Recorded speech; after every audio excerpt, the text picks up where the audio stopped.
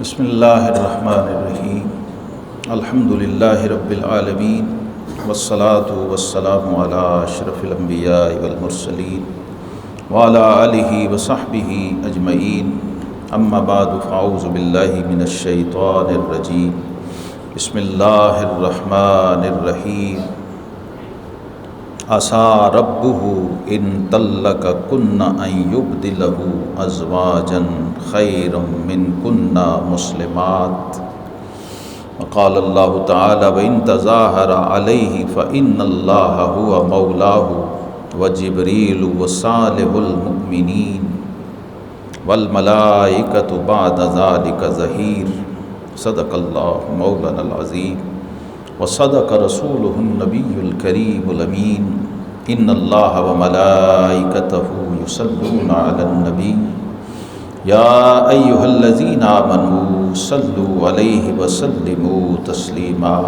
اللہم صل علی سیدنا ومولانا محمد وعلی آل سیدنا ومولانا محمد واصحاب سیدنا ومولانا محمد وبارک وسلم علیہ سب پڑھیں اللہم صلی علی سیدنا مولانا محمد وعلی آل سیدنا ومولانا محمد واصحاب سیدنا ومولانا محمد وبارک وسلم علیہ الصلاۃ والسلام علیک یا سیدی یا رسول اللہ وعلی آلک واصحابک یا سیدی یا حبیب اللہ مولا صلی وسلم دائما ابدا علی حبیبک خیر الخلق کلہم۔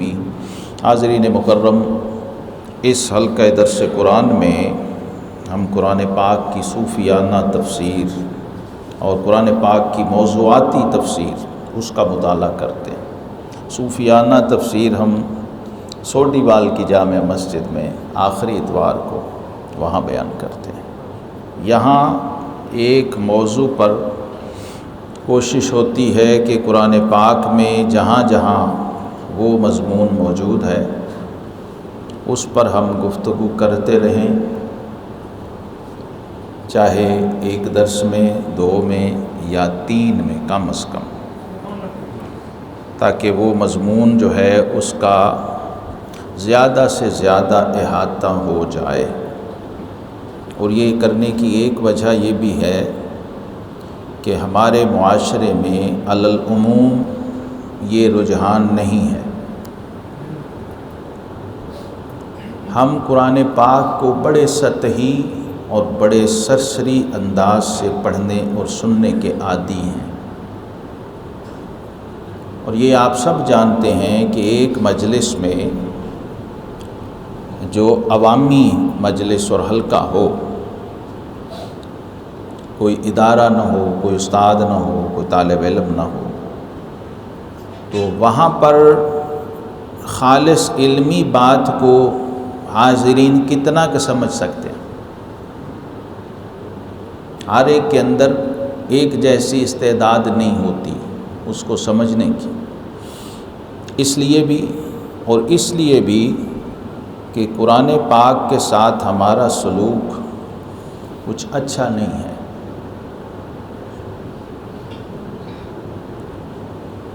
اگر آپ دیکھیں قرآن پاک کی اگر کوئی بے ادبی کرتا ہے تو ہمیں شدید اذیت ہوتی ہے، کیونکہ یہ ہمارا کلچر ہے، یہ ہمارا مزاج ہے، ہماری تربیت ہے، اور اس میں ضروری نہیں کہ ہم شعوری طور پہ بھی شامل ہوں، یہ ہمارا جذباتی مسئلہ ہے، اعتقادی مسئلہ۔ لیکن ایک اس سے بڑی بے ادبی ہے جو کہ ہم کثرت سے کرتے ہیں اور اس پر ہمیں کوئی تکلیف نہیں ہوتی۔ وہ بے ادبی ہم مسجد میں بھی کر رہے ہوتے ہیں، ہم حالت نماز میں بھی کر رہے ہوتے ہیں، ہم قرآن کی تلاوت کے دوران بھی کر رہے ہوتے ہیں۔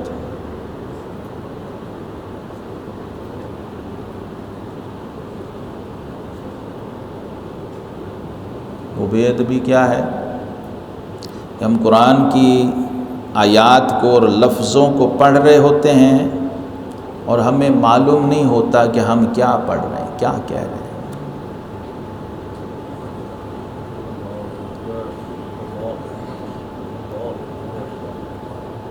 اس کا نتیجہ دیکھیں، ایک مثال سے میں آپ کو سمجھا دیتا ہوں، بڑی سادہ سی مثال ہے اور بڑی سمپل ہے۔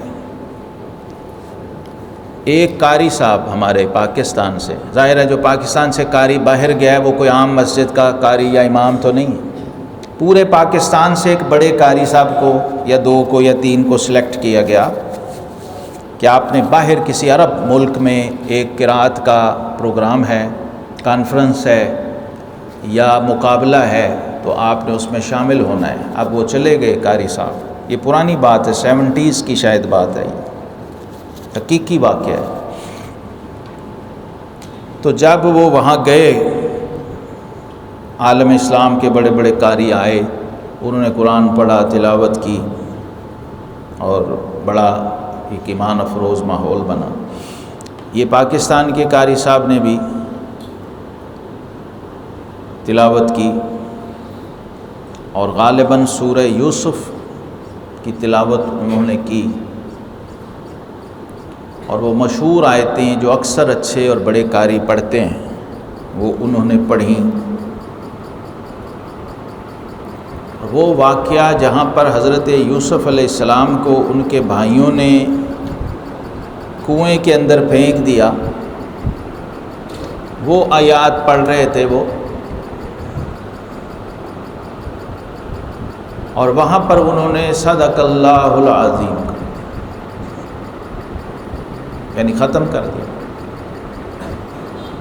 تو جو عرب قراء بیٹھے تھے ان نے داد بھی دی، خوش بھی ہوئے، لیکن بعد میں محفل کے بعد ایک قاری صاحب نے انہیں کہا کہ قاری صاحب آپ نے قرآن تو بہت اچھا پڑھا، لیکن افسوس یہ ہے کہ آپ نے یوسف علیہ السلام کو کنویں میں گرا تو دیا لیکن نکالا نہیں۔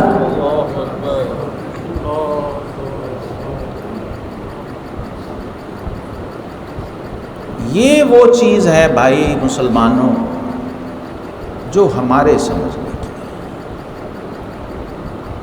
ہم اپنی کتاب، اس عظیم الشان مقدس کتاب کے ساتھ دن رات جو کھلواڑ کرتے ہیں، کس انداز سے کرتے ہیں، اور ہمیں خبر بھی نہیں ہوتی۔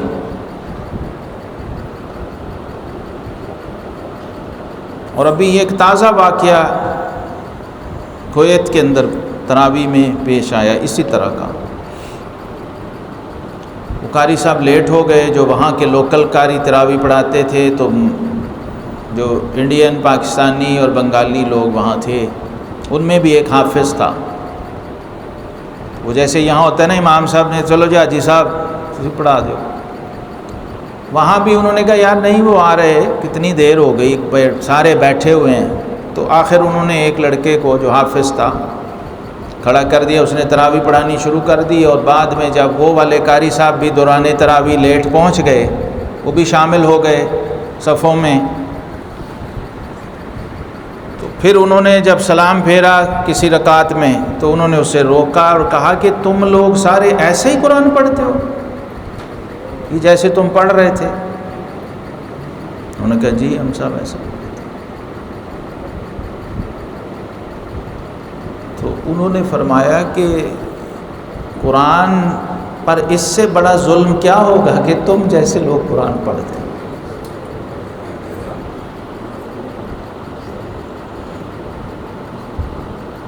اور ساتھ انہوں نے کہا کہ مجھے یوں لگ رہا تھا، وہ چونکہ قرآن کے مجود قاری اور مادرزاد عرب آدمی تھے، وہ یہ کہہ بھی سکتے تھے۔ انہوں نے کہا جب میں پیچھے کھڑا تھا نا، مجھے ایسے لگتا تھا کہ موٹر سائیکل کا کسی نے سائلنسر نکالا ہوا ہے اور وہ دڑ دڑ دڑ دڑ دڑ دڑ بھاگی جا رہی ہے، نہ مجھے کوئی تیری آیت سمجھ آ رہے تھے، نہ تیرا لہجہ، نہ تیرے مخارج، نہ تجوید۔ ایسے قرآن پڑھنے کو فقہاء نے گناہ لکھا ہے، سننے کو بھی گناہ لکھا، اور ہم یہ کام ثواب سمجھ کے کر رہے ہوتے ہیں۔ عین رمضان المبارک جو قرآن کا مہینہ ہے، اس میں بندہ آگے کھڑا وہ بھی گناہ گار، جو پیچھے کھڑے وہ بھی گناہ گار، اور یہ کام سارا عبادت سمجھ کے ہو رہا ہے، ثواب سمجھ کے ہو رہا ہے۔ تو یہ یاد رکھیں، ہمارے دین میں حسن جو ہے نا، حسن، بیوٹی، جمال، اس کی بڑی اہمیت ہے اور اس کے بغیر کوئی چیز قابل قبول نہیں۔ واللہ جمیل یحب الجمال، آقا کریم علیہ السلام نے فرمایا کہ اللہ حسین ہے اور حسن کو پسند کرتا ہے۔ سبحان اللہ۔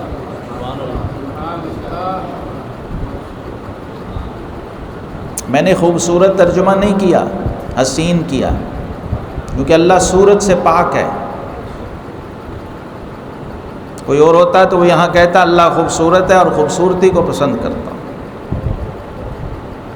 اللہ صورت سے پاک ہے، اس لیے اس کو خوبصورت نہیں کہہ سکتے، اس کو حسین کہتے ہیں، جمیل کہتے ہیں۔ وہ حسن والا ہے اور حسن کا بھی خالق ہے۔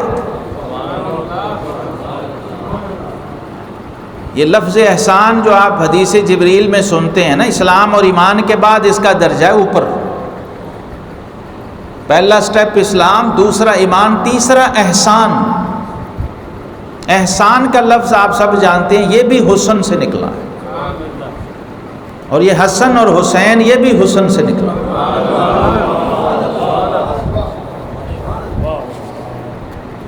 خوبصورتی، جمال، یہ اب قول میں ہو، فعل میں ہو، کردار میں ہو، رفتار میں ہو، گفتار میں ہو، سوچ میں ہو، انداز میں ہو، ہر طرح سے اللہ کو پسند ہے، اور نہ ہو اس کے اپوزٹ وہ ناپسند ہے، اس سے کراہت پیدا ہوگی، ناگواری پیدا ہوگی، ماحول خراب ہوگا۔ اس لیے اذان بھی سیدنا بلال کے حصے میں آئی، یہ کوئی فیشن نہیں تھا، کیونکہ بلال کی آواز سب سے موزوں تھی اذان دینے کے لیے، جو اذان کا کرائیٹیریا، ورنہ ہزاروں صحابہ تھے، تو سیدنا بلال حبشی رضی اللہ عنہ کو چنا گیا ہے میرٹ پہ۔ اور نعت جو حصے میں آئی ہے وہ تو ہے ہی حسان، وہ حسن کی بھی سپرلیٹو ڈگری ہے، حسان، جہاں حسن بھی ناز کر رہا ہو وہاں حسان شروع ہوتا، سب سے زیادہ حسن والا، سب سے زیادہ حسین۔ یہ ہا سین نون کا لفظ اگر آپ کو یاد رہ جائے تو آپ کی زندگی بدل سکتی ہے، کہ آپ نے اپنے رب کی بارگاہ میں خوبصورتی کے ساتھ پیش ہونا ہے، حسن اور جمال کے ساتھ پیش ہونا ہے، ہر انداز سے، اور وہاں جو پیش کرنے جائیں اسے بھی سجا کے پیش کرنا، تو سارا نظام درست ہو جاتا ہے، سارے معاملات بہتر ہو جاتے ہیں۔ اور قرآن پاک کے ساتھ تو اس کو خاص جوڑا گیا ہے، حضور صلی اللہ علیہ وسلم نے فرمایا لیس منا من لم یتغن بالقرآن، جس نے قرآن کو خوبصورتی سے نہیں پڑھا وہ ہم میں سے نہیں۔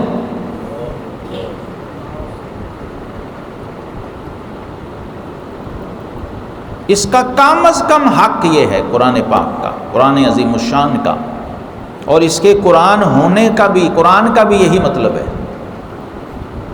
لفظ قرآن کا بھی یہی مطلب ہے کہ جس کو ایسا پڑھا جائے جیسا کسی کو نہ پڑھا جائے، اور اتنا پڑھا جائے جتنا کسی کو نہ پڑھا جائے۔ یہ دونوں معنی اس کے ہیں۔ اب آئیے اپنے موضوع کی طرف۔ ہم نے موضوع شروع کیا تھا موافقات سیدنا عمر بن خطاب رضی اللہ عنہ۔ حضرت عمر فاروق یہ وہ ہستی ہیں کہ نبی پاک ہمارے آقا امام الانبیاء والمرسلین صلی اللہ تعالیٰ علیہ وسلم کے دوسرے خلیفہ ہیں، اور آپ صلی اللہ علیہ وسلم کے سسر ہیں، حضرت علی المرتضیٰ کے داماد ہیں، ام المومنین سیدہ حفصہ رضی اللہ عنہا کے والد گرامی ہیں، شیخین کریمین میں سے ایک ہیں، اور اللہ کا وہ بندہ ہے کہ جب فرش پہ بولتا تھا تو عرش سے قرآن کبھی کبھی تو اس کی رائے کی تائید میں اترتا، کبھی کبھی جو لفظ یہ بولتا وہی لفظ اللہ جبریل کے ذریعے وہی بنا کے اتار دیتا۔ اس لیے حدیث شریف میں فرمایا گیا کہ الحق ینطق ولا لسان عمر بن الخطاب، اللہ نے حق کو عمر کی زبان پہ لکھ دیا، رکھ دیا۔ اور دوسری حدیث میں فرمایا کہ اللہ رب العزت نے حق کو عمر کے دل اور زبان پہ رکھ دیا۔ یہ کیسے ہوتا ہے؟ جب بندہ بشریت سے نکل کر الوہیت میں فنا ہو جاتا ہے تب یہ ہوتا ہے۔ یہ فنا فی اللہ کا مقام ہے کہ اس نے بشر ہو کے اپنے رب سے ایسا تعلق بنا لیا ہے کہ وہی اترنے سے بھی، حالانکہ نبی نہیں ہے، نبی بھی تب بولتا ہے جب وہی آ جائے، یہاں وہی آئی نہیں اور عمر بول رہا ہے۔ یہ ان شخصیات کے وہ پہلو ہیں جو آج تک انٹچ ہیں، اور ان کے بغیر قرآن کھلتا نہیں ہے۔ انہوں نے، اور یہ ان کا سورس قرآن ہے۔ سیدنا عمر فاروق رضی اللہ تعالیٰ عنہ یا جتنی بھی ایسی ہستیاں ہیں، ان سب کا ذریعہ قرآن پاک ہے۔ قرآن سے وہ ایسا جڑ گئے اور اس رسی کو اتنی مضبوطی سے تھام لیا، اتنا تعلق بن گیا، اتنی مناسبت ہو گئی کہ پھر حکم نازل ہونے سے، باقیوں کو تو حکم نازل ہوا تو پتہ چلا تو عمل کیا، یہاں عمر فاروق کا یہ حال ہو گیا تھا کہ بعض اوقات جب کسی چیز کی ضرورت ہوتی نا کہ اس پہ کوئی حکم اللہ کی طرف سے آئے، تو خود امام الانبیاء صلی اللہ علیہ وسلم عمر بن خطاب کو کہتے کہ عمر تم اپنے رب سے کہو۔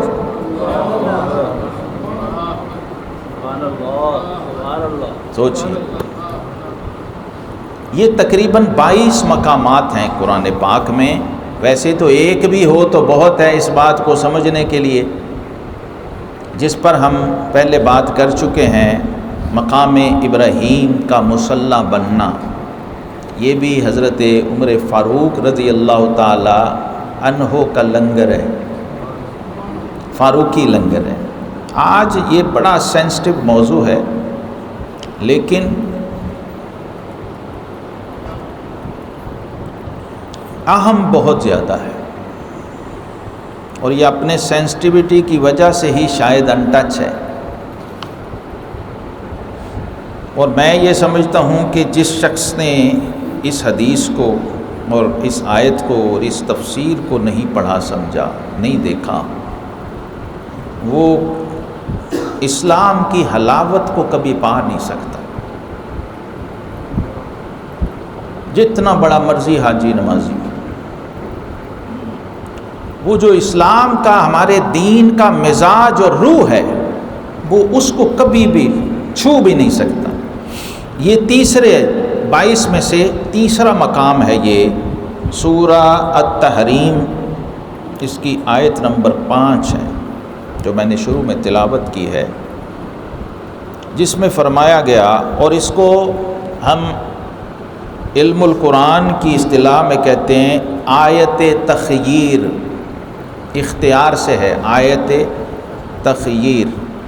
جب آپ کسی کو اختیار دے دیں نا کسی چیز کا کہ یار یا تم تو میرے ساتھ رہو یا چلے جاؤ، یا ہم سے تعلق رکھو یا ہمیں چھوڑ دو، تو یہ ہے تخییر۔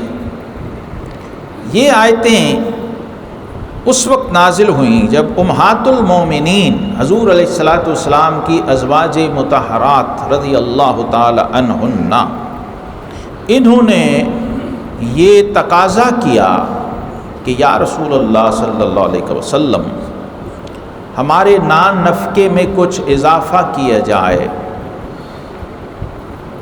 حالات گھر کے یہ تھے کہ کبھی ایک ایک مہینہ بھی چولہا نہیں جلتا تھا،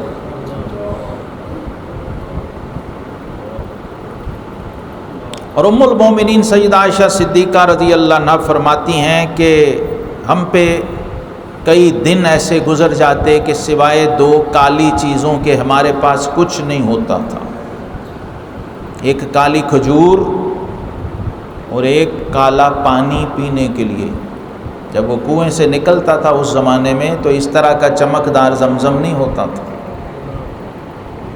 مٹی والا مٹیالہ پانی ہوتا تھا، کنووں سے چشموں سے جو نکال کے لایا جاتا اور پیا جاتا تھا۔ ان حالات میں ان بیویوں نے اپنے شوہر سے، جو اللہ کے حبیب اور کائنات کے سید و سردار ہیں اور جن کی شان فقر یہ تھی کہ مالک کونین ہیں، گو پاس کچھ رکھتے نہیں، یعنی یہ فقر ایسا نہیں تھا کہ کوئی کچھ کر ہی نہیں سکتے، بے بسی ہے، اختیار ہی نہیں ہے، کوئی کمائی انکم روزگار ہی نہیں، یہ ایسا فقر نہیں تھا۔ یہ ایسا فقر تھا کہ مالک کونین ہیں، دونوں جہانوں کے مالک ہیں، لیکن پاس کچھ نہیں رکھتے، 2 جہاں کی نعمتیں ہیں ان کے خالی ہاتھ میں۔ یہ شان ہے، کل جہاں ملک اور جو کی روٹی غذا، اس شکم کی قناعت باللہ مسلم۔ یہ بات اس بندے کو سمجھ نہیں آ سکتی جو 3 ٹائم کھانا کھاتا ہے، وہ یہ ساری زندگی یہ شعر سنتا رہے، یہ باتیں سنتا رہے، یہ حدیثیں سنتا رہے۔ یہ اس بندے کو سمجھ آ سکتی ہے جس نے صبح کو کھجور سے سحری کی ہو اور پھر شام کو نمک سے یا پانی سے افطاری کر، یہ وہ بندہ سمجھ سکتا ہے۔ اور آقا کریم علیہ السلام کا مزاج مبارک تو یہ تھا کہ بغیر سحری و افطاری کے بھی کئی دن روزہ رکھتے تھے، جس کو صوم وصال کہا جاتا ہے،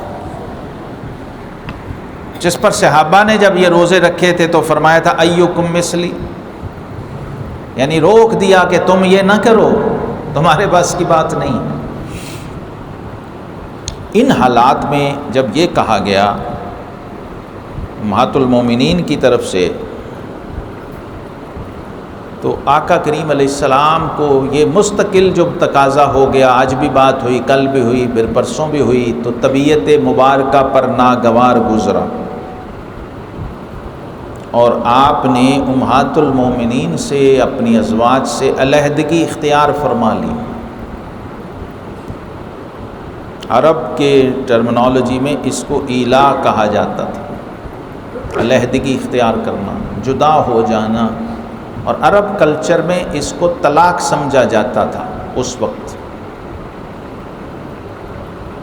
ابھی بھی قرآن میں یہی بتایا گیا شروع میں کہ جب طلاق دینے سے پہلے بیوی کی اصلاح مقصود ہو، آپ اسے سمجھانا چاہ رہے ہوں تو ایلا ہی پہلا سٹیپ ہے کہ ان کے بستر جدا کر دو، سٹیپ ہے تربیت کا، تعلیم کا، سمجھانے کا، علیحدگی کا، کہ شاید وہ سمجھ جائے۔ پھر زبان سے دوسرا سٹیپ ہے، پھر تیسرا سٹیپ اور سختی سے ہے،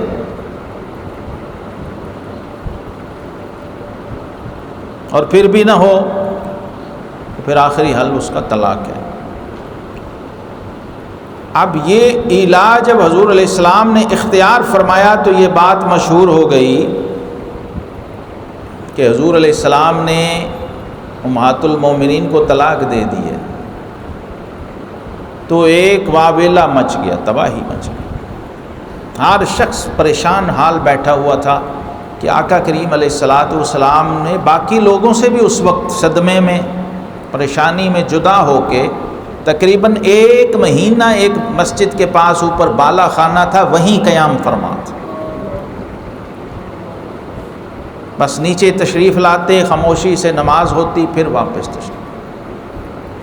آپ سوچئے وہ وقت، وہ حالات کیا ہوں گے گھر والوں پہ، باہر والوں پہ، نمازیوں پہ، صحابہ پہ، کیا حال تھا۔ اس میں ابھی میں آپ کو حدیث سناتا ہوں۔ عبداللہ بن عباس اور عمر فاروق کہتے ہیں کہ مسجد نبوی میں نمازیوں کا یہ حال ہوتا تھا کہ کوئی بندہ ہوش میں ہی نہیں تھا، جسے دیکھو انگلیوں سے کنکریوں کو فرش پہ، جو کنکریاں فرش پہ بچھی تھیں ان کے ساتھ بس وہ ایسے انگلی پھیر رہا ہے مٹی میں، ہر بندہ بیٹھا کنکریوں سے کھیل رہا، نہ بات کرنے کی کسی میں ہمت و مجال تھی، نہ پوچھنے کی جرت تھی کہ کیا معاملہ ہے، خوف بھی تھا، ہیبت بھی تھی۔ اس کیفیت میں یہ آیات نازل ہوئیں، عسیٰ ربہ ان طلقکن یبدلہ ازواجا خیر منکن مسلمات۔ اللہ کی شان بے نیازی ہے، میرے حبیب آپ نے پریشان نہیں ہونا، آپ کو یہ اختیار ہے، اگر آپ ان کو طلاق دے دیں تو اللہ ان سے بہتر بیویاں آپ کو عطا فرما۔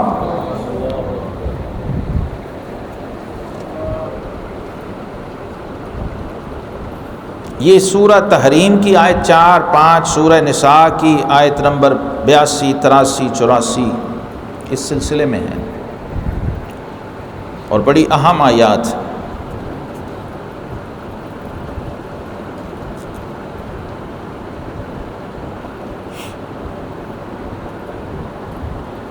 یہ کیفیت اور یہ ماحول تھا جب یہ آیات نازل ہوئی ہیں۔ اور آیات نازل کیوں ہوئی ہیں؟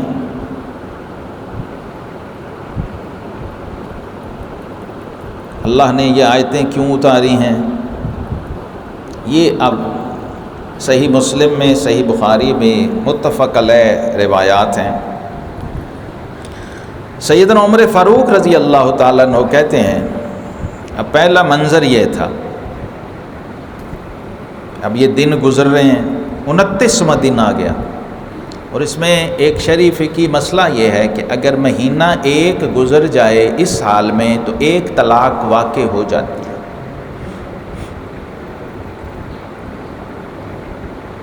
تو مہینہ جو ہے قمری یا 29 کا ہوتا ہے یا 30 کا، اور یہ بھی امکان ہوتا ہے کہ 29 کا ہی ہو جائے، 30 کا ہو ہی نہ۔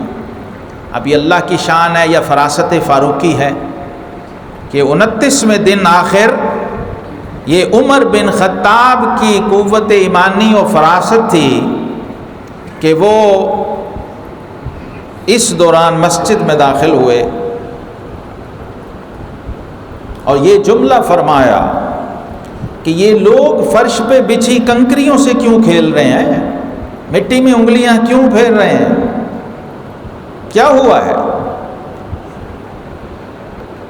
تو لوگوں نے کہا کہ رسول اللہ صلی اللہ علیہ وسلم نے اپنی ازواج کو طلاق دے دی، ابھی آیات حجاب نازل نہیں ہوئی، پردے کا حکم ابھی نازل نہیں ہوا، یہ اس وقت کی بات ہے۔ تو فاروق اعظم کی جلال کی ایسی عجیب کیفیت تھی، پتہ چل گیا کہ یہ بیویوں کی طرف سے کوئی ایسی بات ہوئی ہے جس نے آقا کریم علیہ السلام کا دل دکھایا ہے۔ اب اس میں آپ کی اپنی سگی بیٹی بھی شامل، یہ ہے قوت ایمانی جس پر اللہ پھر یہ شان اور مقام عطا کرتا۔ تو فرمایا آج یہ بیویاں جان جائیں گی کہ یہ عام شوہر نہیں ہے، یہ تو پوری کائنات کا سید و سردار ہے۔ تو کہتے ہیں میں سب سے پہلے عائشہ صدیقہ ان کے پاس گیا، فاروق اعظم خود بیان کرتا ہے، تو کہتے ہیں میں نے کہا کہ اے ابو بکر کی بیٹی، یہ میں اب مجبوراً ترجمہ پڑھ رہا ہوں، ویسے اور وہ ماحول اور وہ حالات سمجھ نہیں آ سکتے،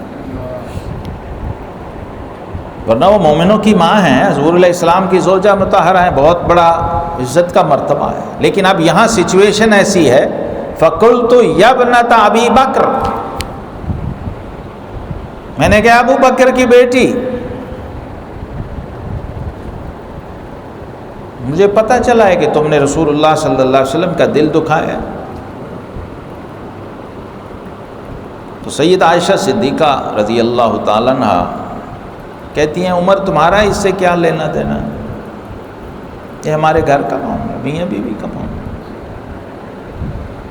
تم اپنے کام سے کام رکھو۔ ظاہر ہے انہیں اچھا نہیں لگا، ناگوار گزرا کہ ہمارے گھر کا چار دیواری کا معاملہ ہے، یہ تھرڈ پرسن باہر سے آ کے کیوں دخل دے رہا ہے، امام الانبیاء کا حرم ہے، ہم جانے اور وہ جانے۔ یہ بات ہو گئی، کہتے ہیں پھر میں فدخلت علی حفصہ، اپنی بیٹی حفصہ بنت عمر ام المومنین، ان کے پاس گیا اور وہی الفاظ انہیں بھی کہے، اے حفصہ مجھے یہ بات پتہ چلی ہے کہ تم لوگوں نے حضور علیہ الصلاۃ والسلام کو تکلیف دی ہے،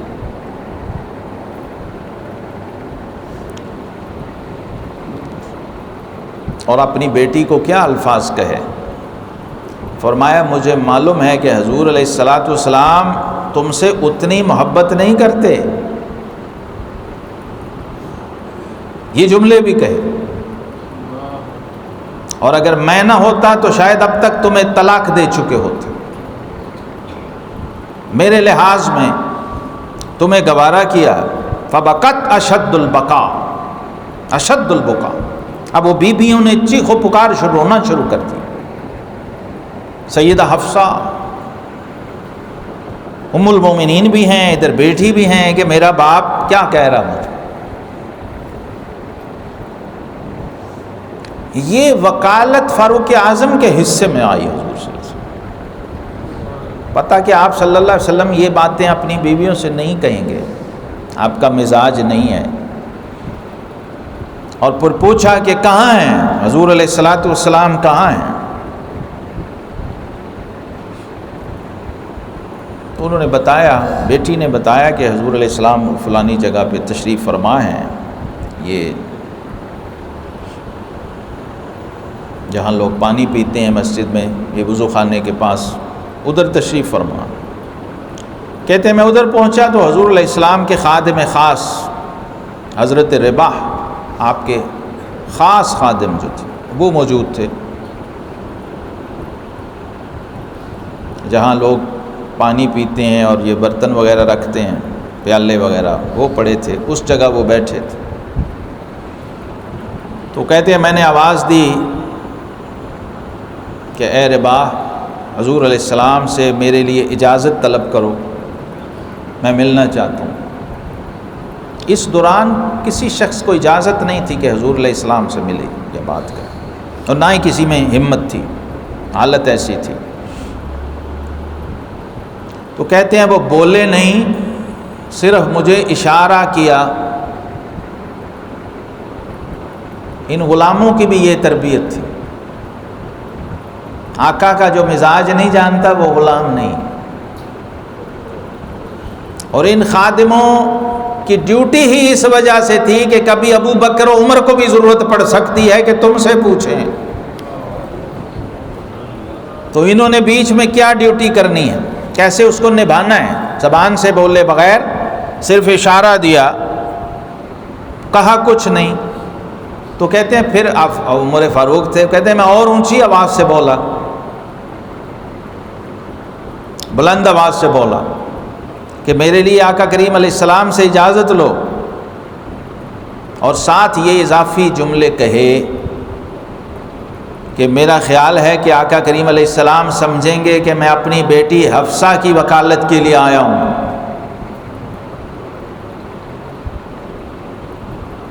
تو یہ الفاظ ہیں عمر ابن خطاب کے حدیث صحیح میں اپنے آقا کریم علیہ السلام کی بارگاہ میں، واللہ لو امرنی بضرب عنقها لأضربن عنقها، میرے آقا سے کہہ دو اگر وہ اشارہ کریں کہ میں اپنی بیٹی کی گردن اڑا دوں تو مجھے اللہ کی قسم ہے میں اس کی گردن کاٹ دوں گا۔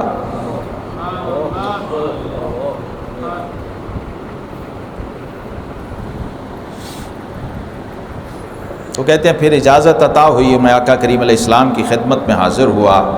اور آج یہ الفاظ جو ہم میں سے اکثر نے بچپن سے سنے پڑھے ہیں، نصاب کی کتابوں میں بھی، آج آپ یہ سنیں کہ اس کے ساتھ آگے پیچھے کیا تھا۔ یہ جو آپ نے صرف اتنے ہی لفظ سنے ہوئے ہیں، یہ کون سا موقع تھا، کیا حالات تھے جب یہ واقعہ پیش آیا، یہ اب آپ سنیں گے تو یاد آ جائے گا آپ میں سے اکثر جنہوں نے یہ بچپن میں سنا اور پڑھا ہوا ہے۔ کہتے ہیں جب میں بارگاہ رسالت میں آپ صلی اللہ علیہ وسلم میں حاضر ہوا تو آقا کریم علیہ السلام ایک کھجور کی چٹائی پر تشریف فرما تھے، لیٹے ہوئے تھے، اور وہ جو کھجور کی چھال اور چٹائی کا اثر تھا آپ کے جسم مبارک میں، اس کے نشان بنے ہوئے تھے۔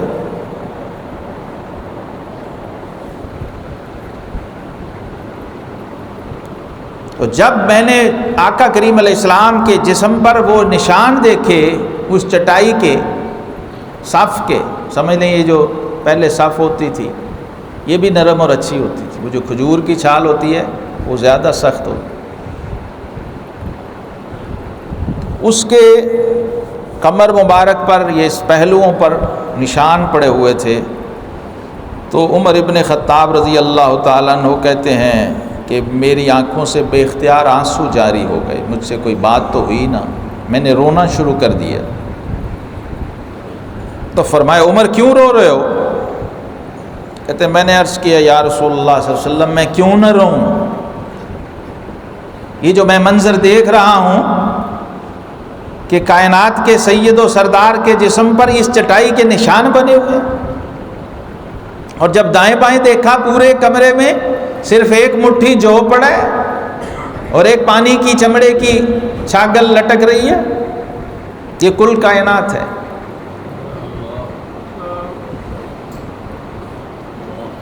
تو بے اختیار باقی ساری باتیں بھول کے رونا شروع کر دیا کہ یہ خزانہ ہے سید کائنات کا، یہ کل پراپرٹی اور متاع ہے امام الانبیاء صلی اللہ علیہ وسلم کی، اور جسم پہ نشان بنے ہوئے ہیں۔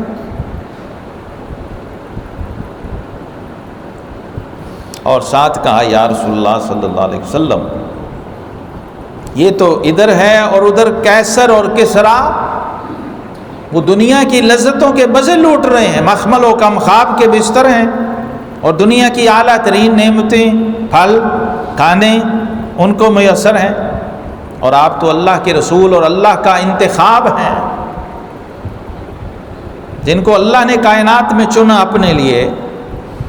تو رحمت عالم صلی اللہ علیہ وسلم نے فرمایا یا ابن الخطاب الا ترضى ان تكون لنا الآخرة ولهم الدنيا، فرمایا عمر کیا تمہیں یہ پسند نہیں ہے کہ اللہ ہمیں آخرت کی اور جنت کی نعمتیں دیں اور ان کو دنیا ہی میں سب کچھ دے دے؟ قلت بلا، میں نے عرض کیا حضور کیوں نہیں، بے شک۔ یہی مومن میں اور کافر میں یہی فرق ہے، یہ دنیا کے مزوں اور لذتوں میں ڈوب جانا یہ کافر کا شیوا اور وصف ہے، یہ مسلمان کا شیوا نہیں ہے۔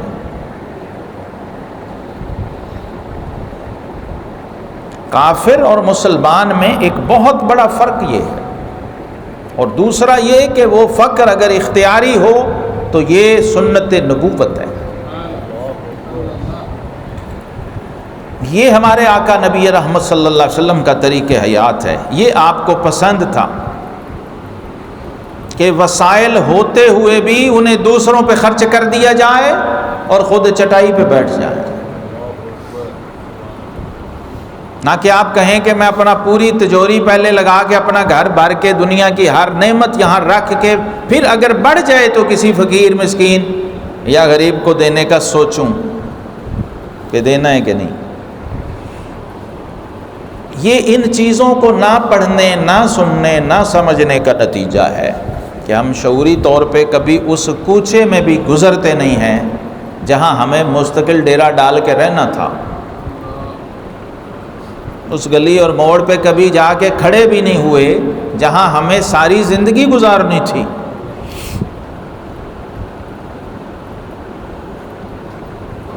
کہتے ہیں آقا کریم علیہ الصلاۃ والسلام کے ساتھ یہ جو میری گفتگو تھی یہ ہو رہی تھی، مکالمہ ہو رہا تھا حضور علیہ السلام سے، تو آخر میں بات کرتے کرتے قریب چلا گیا، یہ تو میں دور سے ساری باتیں کر رہا تھا، ذرا انسیت ہوئی، بات دوسرے موضوع پہ چھڑی، اصل موضوع ابھی نہیں چھیڑا ہے، یہ بھی ایک فراست ہے،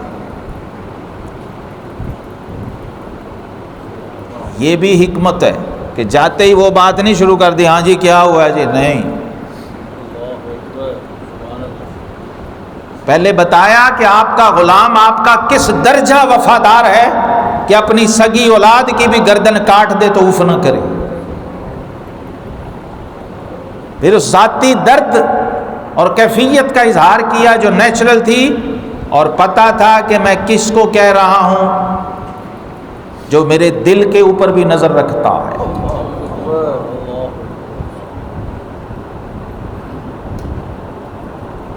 نبی کریم ہمارے آقا کریم علیہ الصلاۃ والسلام کا یہ معمول تھا، جب نمازیوں کو نماز کی صفیں درست کرنے کا کہتے تو ساتھ فرماتے کہ اے لوگو انی اراکم من ورائے خلفی، میرے پیچھے نماز پڑھنے والوں میں تمہیں پیچھے سے بھی ویسے ہی دیکھتا ہوں جیسے سامنے سے دیکھتا ہوں۔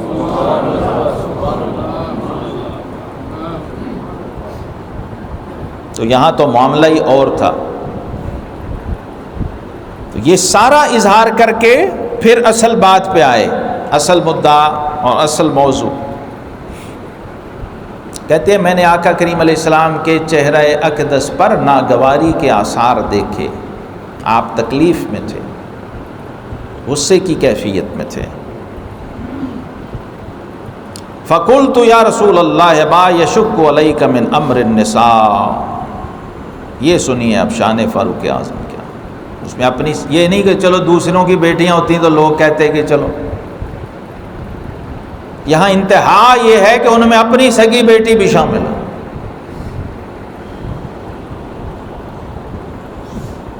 کیا الفاظ کہے، زبان فاروق اعظم سے کیا الفاظ نکلیں۔ صحیح مسلم کے کتاب الطلاق میں یہ بڑی مفصل، کوئی 1.5 صفحے کی حدیث ہے، بڑی تفصیل سے۔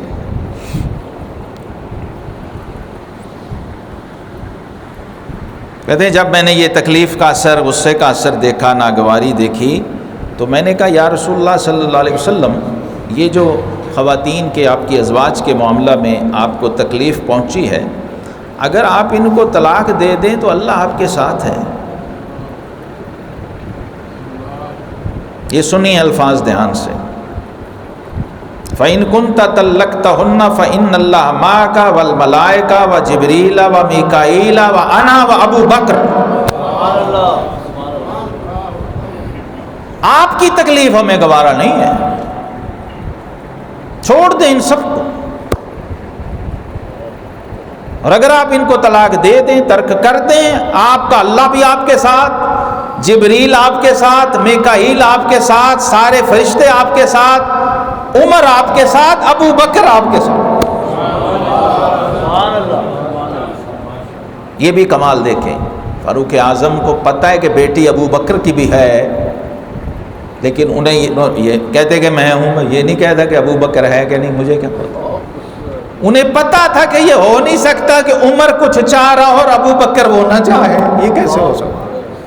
ابو بکر تو ہم سے آگے ہوتے ہیں ہر معاملے، ساتھ وہ نام بھی لیا۔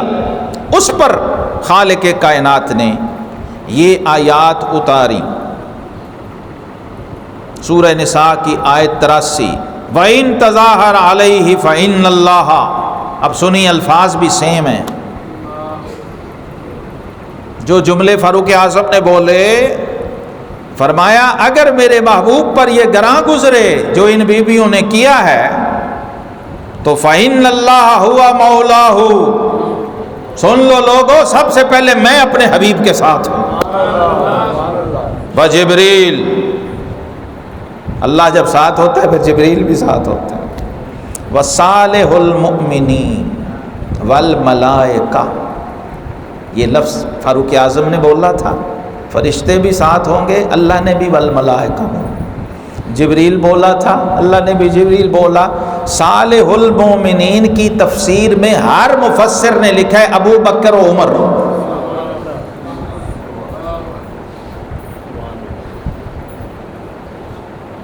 صالح المومنین کا مطلب یہاں ہے ابو بکر صدیق اور عمر فاروق رضی اللہ تعالی عنہ۔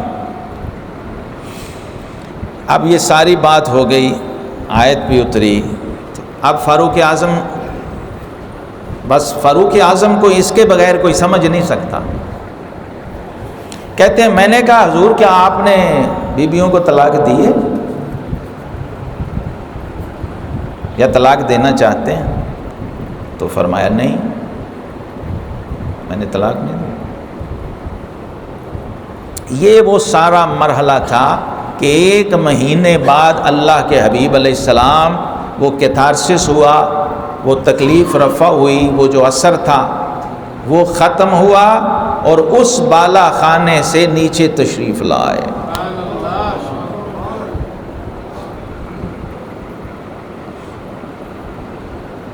تو کہتے ہیں فاروق اعظم نے دیکھیے ان کا دیکھنا کیسا ہوتا تھا، اپنے آقا کو دیکھتے کیسے تھے یہ الفاظ بھی ابھی کوئی پڑھتا رہے بار بار تو اسے بات سمجھ نہ آئے۔ کہتے ہیں بلندی سے سیڑھیوں سے نیچے آ رہے تھے میرے آقا کریم، آ تو میں بھی رہا تھا ساتھ، لیکن مجھے ایسے لگ رہا جیسے حضور سیدھا زمین پہ چل رہے ہیں، کانما یمشی علی الارض۔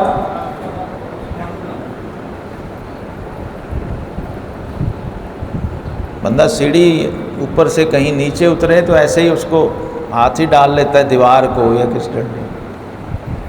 کہتے ہیں میرے آقا سیڑھی اترتے ہوئے بھی کسی چیز کا سہارا نہیں لیتے تھے، یوں چلتے تھے جیسے سیدھا زمین پہ چل رہے ہیں۔ یہ ادا تھی اللہ کے حبیب علیہ السلام۔ کہتے ہیں میں نے عرض کیا حضور آپ 29 دن اس حجرے میں رہیں، سوالیہ انداز تھا، دیکھیے ادب۔ اب اگلا سٹیپ یہ تھا کہ آپ نے طلاق دی نہیں، مہینہ تو پورا ہو گیا۔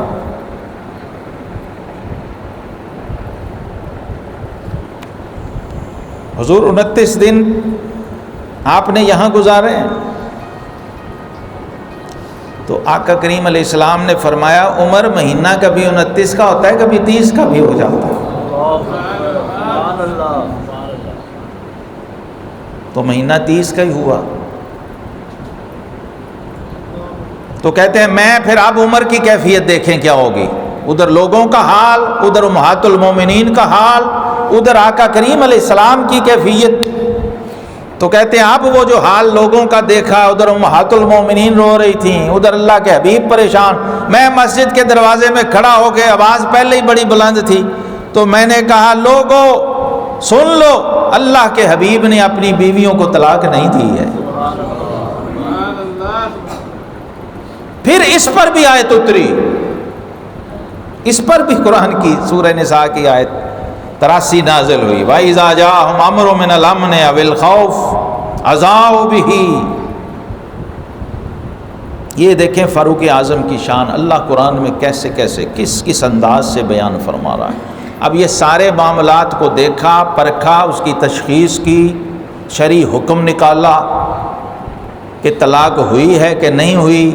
عرب کلچر سمجھتا تھا کہ بس اتنے سے ہی طلاق ہو جاتی ہے، ایک نیا حکم ایڈ ہوا، قرآن میں نئی آیتیں آئیں، پھر فاروق اعظم نے حکم اخذ کیا اور وہی نافذ ہوا۔ اس کو آپ سمپل ایک کیس کی شکل میں دیکھیں، کیس سٹڈی ہے یہ، آج کی ٹیکنیکل ریسرچ میتھڈالوجی میں اس کو کہتے ہیں کیس سٹڈی، اور معاملہ خود اس ہستی کا ہے جہاں سے ساری کائنات کے کیس حل ہوتے ہیں، جن کو رب نے بھیجا ہی اس لیے ہوا ہے۔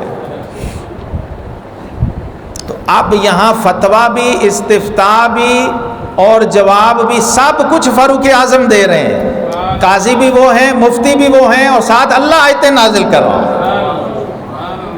عمر فاروق کے پیچھے خود ذات باری تعالیٰ ہے۔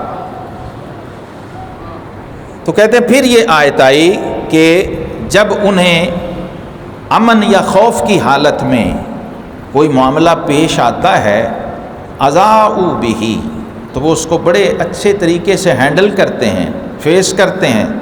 وَلَوْ رَدُّوهُ إِلَى الرَّسُولِ وَإِلَىٰ أُولِي الْأَمْرِ مِنْهُمْ لَعَلِمَهُ الَّذِينَ يَسْتَنبِطُونَهُ مِنْهُمْ۔ اگر ایسا معاملہ کسی کو کوئی پیش آ جائے تو اسلام کہتا ہے، شرعی طریقہ یہ ہے کہ تھانے کچہریوں میں ذلیل و خوار ہونے کی بجائے اپنی مسئلے کو، اپنی پریشانی کو اللہ اور اس کے رسول کی عدالت میں پیش کر۔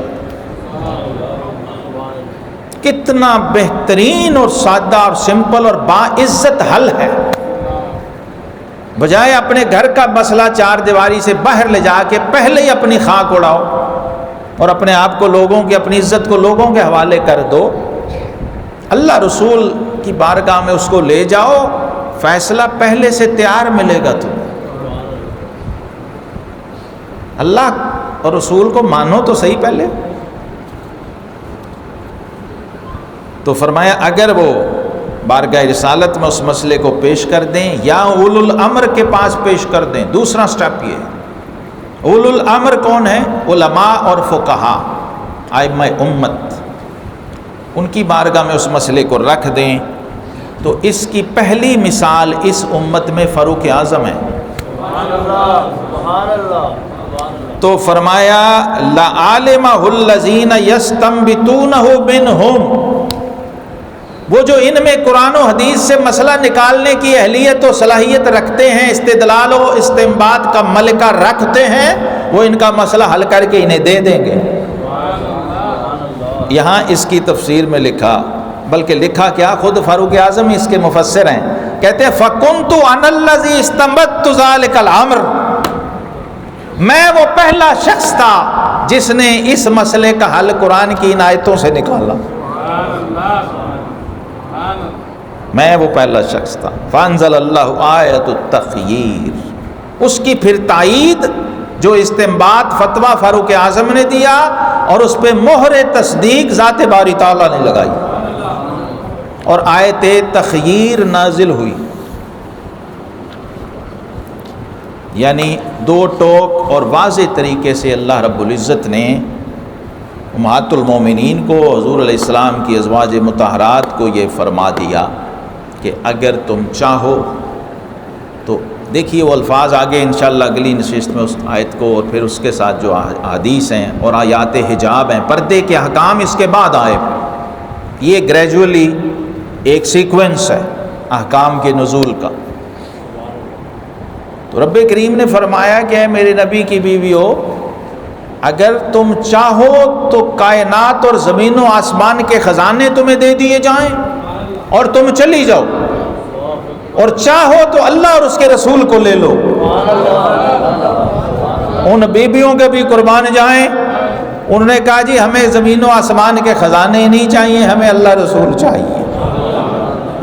وآخر دعوانا الحمدللہ، اللہم صلی علی سیدنا محمد وآلہ وعطرتہ بعدد کل معلوم لک، اللہم انزل علینا الرحمۃ والبرکۃ والمغفرہ انک علی کل شیء قدیر۔ مولا کریم اس حلقہ درس میں ہماری حاضری کو شرف قبولیت عطا فرما۔ مولا کریم کلام پاک کے فہم سے، نور سے ہمیں حصہ نصیب فرما، ہمارے سینوں کو روشن و منور فرما، شرح صدر عطا فرما۔ سیدنا فاروق اعظم رضی اللہ تعالی عنہ کے درجات کو اور بلند فرما، اپنا اور اپنے حبیب کریم علیہ الصلاۃ والسلام کا قرب مزید عطا فرما۔ یا اللہ فراست فاروقی کا فیض ہمیں نصیب فرما۔ فاروق اعظم رضی اللہ عنہ کی سیرت سوانے اور آپ کی سنت کی برکات ہمیں یا اللہ نصیب فرما۔ آپ کے اسوہ پہ ہمیں عمل پیرا ہونے کی توفیق عطا فرما۔ جملہ صحابہ کرام، اہل بیت اطہار، ائمہ مجتہدین، اولیاء کاملین کے درجات کو بلند فرما۔ ہماری طرف سے یا اللہ انہیں بہترین جزا عطا فرما۔ رب العالمین جتنے احباب حاضر ہیں سب کو بہترین اجر عطا فرما، دین و دنیا کی برکتیں عطا فرما۔ ہم سب کو ہر قسم کے ظاہری باطنی شر سے محفوظ فرما۔ اپنی بندگی کا ذوق عطا فرما۔ قرآن پاک سے یا اللہ قلبی وابستگی عطا فرما، سچا عشق عطا فرما۔ قرآن پاک کے ساتھ یا اللہ ہمیں جڑنے کی توفیق عطا فرما۔ ظاہری باطنی فیوزات قرآنی ہمیں نصیب فرما۔ اسلام اور عالم اسلام کی خیر فرما۔ قرآن پاک کے صدقے فاروق اعظم کے طفیل یا اللہ ہمیں فتنوں سے، سازشوں سے، آفات ارضی و سماوی سے اپنی پناہ عطا فرما۔ پاکستان کی حفاظت فرما۔ پاکستان کو یا اللہ فتنوں، سازشوں اور ظالموں سے محفوظ فرما۔ رب اغفر وارحم وانت خیر الراحمین۔ اللہم انا نسألک علما نافعا وعملا صالحا ورزقا واسعا حلالا طیبا وشفاء من کل داء۔